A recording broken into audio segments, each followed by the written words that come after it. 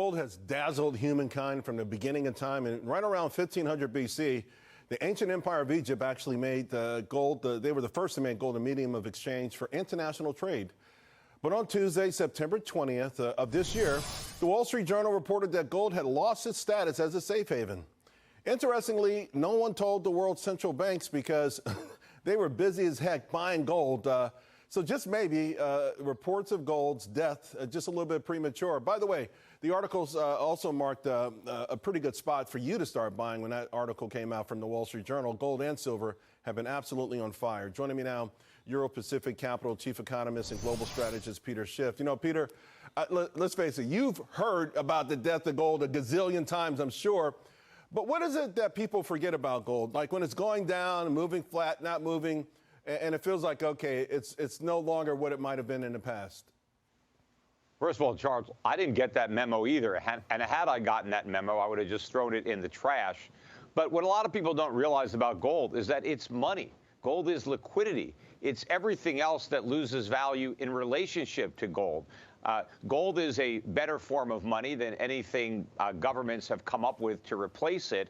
And in times like this, where we have inflation that's going to run out of control and central banks that are powerless to rein it in because they've created it and they've created economies that are dependent on it, more and more people, including central banks, are going to be returning to gold.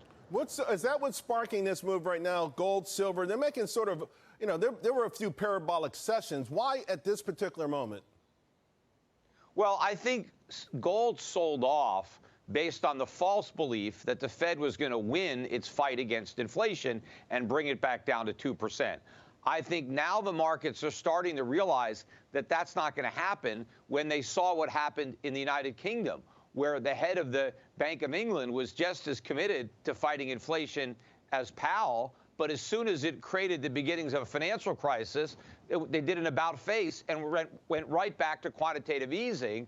I think the same predicament is going to befall the Federal Reserve, and before too long, inflation is going to take a back seat to an even greater crisis, a financial crisis, and a worsening recession, and the Fed is going to go right back to more quantitative easing. There'll be no more rate hikes. In fact, there may be rate cuts. Inflation is going to be nowhere near 2% when they do that. In fact, it's headed closer to 20%. You know what? I agree with you that they're not going to go all the way. And that's why I think they're so aggressive, like they never shut up, because jawboning has been their best weapon so far. But push come to shove, I do not see the Powell Fed going as far as they say they're going to go. Let me ask you about this national debt.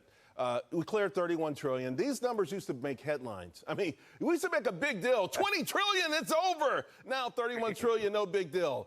What is it going to take? You know, at some point, you wonder, when is it the match? When does this spark a sort of flame that does what we feared it would do all along? Is it maybe a higher interest rate environment? Because the interest on this stuff is out of this world now. Absolutely. And in fact, that last trillion was tacked on in about 8 months. But if you remember, about a year ago, Treasury Secretary Janet Yellen told a reporter not to worry about the size of the national debt because it didn't matter as long as we had low interest rates, because all that mattered was the debt service charges. Well, now interest rates have skyrocketed. I think the yield on a one-year T-bill when Treasury Secretary made that comment was about 0.25%. Now it's 4%. You've got a 16-fold increase in the cost of funding that debt. And remember, that debt keeps having to be rolled over. The government has very short financing on this national debt. So it's already a problem, and it's going to become a much bigger problem. And it's one of the reasons that the Fed is going to chicken out in the fight against inflation, because the U.S. government would be forced to default on that debt if the Fed actually let interest rates rise high enough to bring inflation down to 2%. Yeah, it's one hell of a dilemma. I mean, I think the last fiscal year is maybe 450 billion just on interest. Maybe eventually we can go to $1 trillion. Let me shift gears a little bit, because you've got some strong opinions on the administration, which is in panic mode, right? Saudi Arabia just sort of dissed President Biden. They cut production, and now they want to stop oil exports, among other things. You like that idea? Well, that would be a disaster for the United States because remember, we export energy to help pay for all the goods that we import. We already have record trade deficits, and if we couldn't export our energy to pay for our imports, our trade deficits would go even higher, and that would put downward pressure on the dollar, upward pressure on interest rates, and the net effect would be higher consumer prices. Yes, gas might be a little cheaper, but everything else would be more expensive, and it would be a net loss for the country.